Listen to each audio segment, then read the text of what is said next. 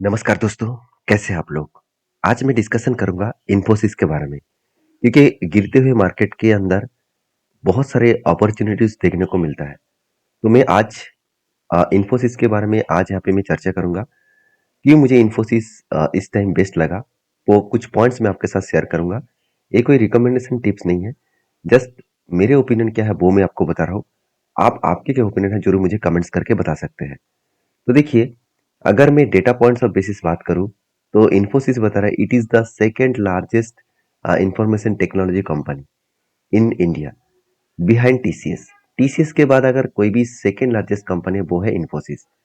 अगर मैं इस कंपनी की पेयर कंपनी से बात करूं तो टीसीएस का मार्केट कैप है करीबन ओवरऑल 87 सॉरी 8,71,000 करोड़। उस जगह पे इन्फोसिस का है 5,17,000 करोड़। तो कोई छोटा मोटा तो कंपनी है नहीं। और टीसीएस से ज़्यादा अच्छा परफॉर्मेंस इस टाइम इन्फोसिस कर रहा है। इस बेसिस में मैं इन्फोसिस को इस टाइम बेसी ज़्यादा से ज़्यादा मतलब प्रेफरेंस में जरूर इसको देने वाला हूँ। क्यों देने वाला हूँ, कुछ पॉइंट्स मैं आपके साथ शेयर कर रहा हूँ। तो देखिए, इसके ऊपर मैं डिटेल्स में चार्ट आपको बताऊंगा किस तरीके से चार्ट परफॉर्मेंस कर रहा है। तो उससे पहले किसी कंपनी के ऊपर काम करने से पहले आपको कुछ डेटा मैं आपके साथ शेयर करना चाहूंगा। जैसे देखिए, अगर मैं चार्ट में जाऊं और चार्ट देखूं तो एक बिग फॉल देखने को मिला। तो इसमें मुझे कुछ इंटरेस्ट नहीं है, मुझे तो इंटरेस्ट है पी रेशियो में।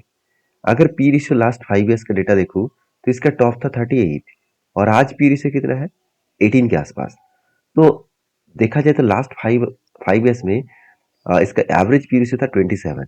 तो अभी कितना चल रहा है, 17 के आसपास, 18 के आसपास। तो ओवरऑल इसका पी रेशियो बहुत सस्ता है। अगर मैं इसको और भी डिटेल्स में जाऊं, मैं लास्ट 10 ईयर्स देखूं तो कोविड के टाइम में इसका पी रेशियो हो गया था 16 से 17 के आसपास। आप ध्यान से देखेंगे 15 16 17 के आसपास। और आज वही टाइम में आ चुके हैं।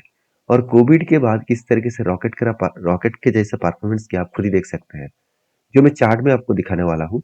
अगर मैं कोविड का डेटा देखूं तो मैं 2000 मतलब कोविड के टाइम में एक बार चला जाऊं, हाँ आप देख सकते हैं कोविड में जिस तरीके से करेक्शन हुआ था उस तरीके से रॉकेट के जैसा परफॉर्मेंस भी यहाँ पे हुआ है।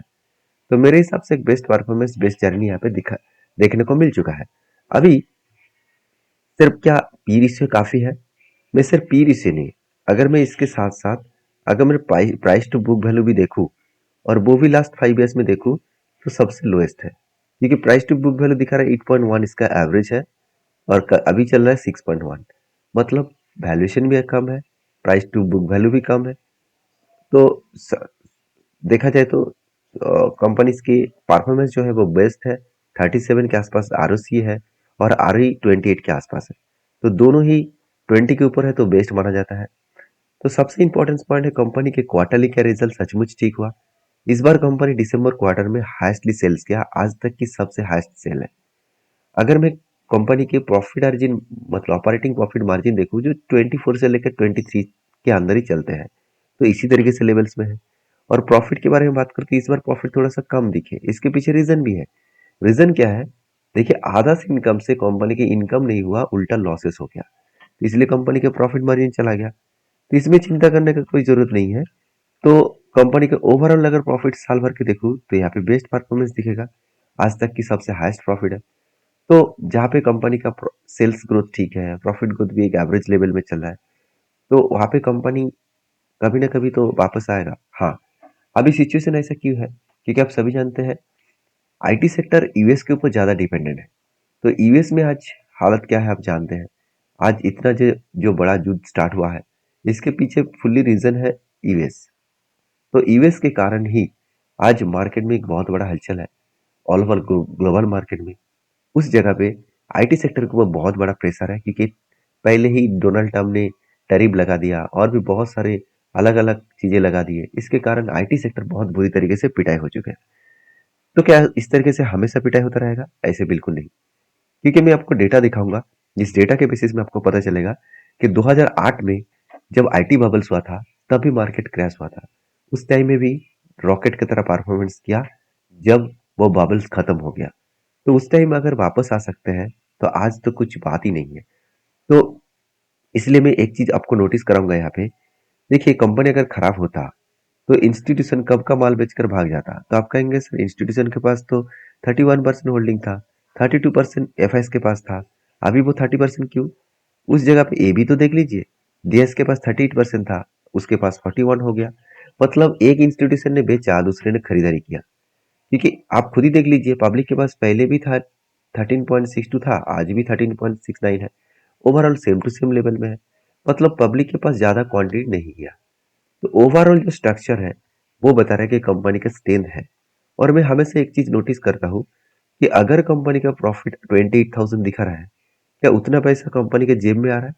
उसके लिए मुझे देखना है कैश फ्लो। अगर मैं कैश फ्लो देखूँ तो खाते में दिखा रहा है 28,000 आना है, तो उससे 35,000 आ चुके हैं। इसका मतलब पहले भी जो बाकी था वो भी आ चुके हैं और एडवांस भी आ चुके हैं।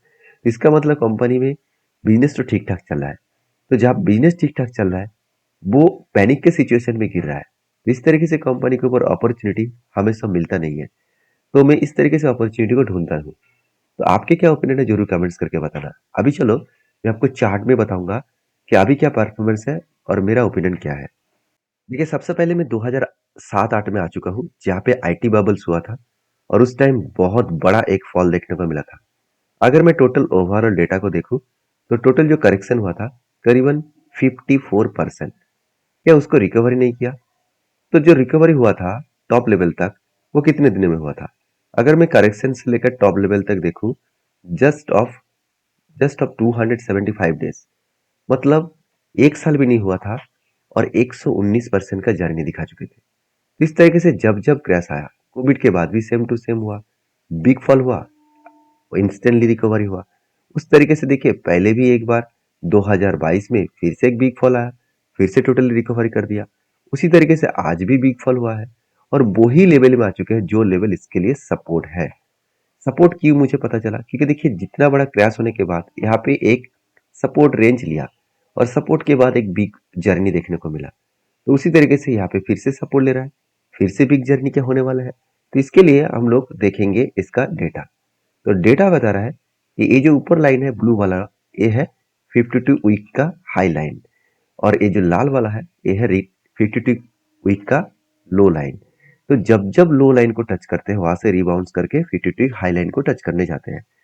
तो यहाँ पे फिर से टच किया, मतलब रिबाउंड करने का ज्यादा से ज्यादा पॉसिबिलिटी है। तो मार्केट में ये बोलना ठीक नहीं है कि 100% करके जाएगा करके। अगर हिस्ट्री चेक किया जाए तो इस तरीके से सिचुएशन जितनी बार बना है उतने बार ही रिकवरी हुआ है। कोविड के टाइम में देखिए रिबाउंड्स किया, उसके साथ साथ उससे पहले 2017 में भी करेक्शन हुआ, उसके बाद रिबाउंड्स किया, उसके बाद 2023 में भी मतलब डाउन हुआ था, रिकवरी हो गया। मतलब हिस्ट्री बता रहा है कि इस तरीके से सिचुएशन पहले भी हुआ था और आज भी होने वाला है। तो मैं तो इस कंपनी के ऊपर पॉजिटिव हूँ। आपके क्या ओपिनियन है, जरूर कमेंट्स करना। और ये प्लीज एक कोई रिकमेंडेशन वीडियो नहीं है, आपको जस्ट एज एक इन्फॉर्मेशन में दे रहा था। आप इसको स्टडी करें, आपके जो सेविस्ट एडवाइजर है उसके साथ बातचीत करें, उसके बाद काम करें। और अगर मेरे वीडियो अच्छा लगे, इस तरीके से अपडेट आप कौन सा कंपनी के ऊपर जानना चाहते हैं, मुझे कमेंट्स करके जरूर बताइए। मिलते हैं नेक्स्ट वीडियो में, तब तक के लिए धन्यवाद।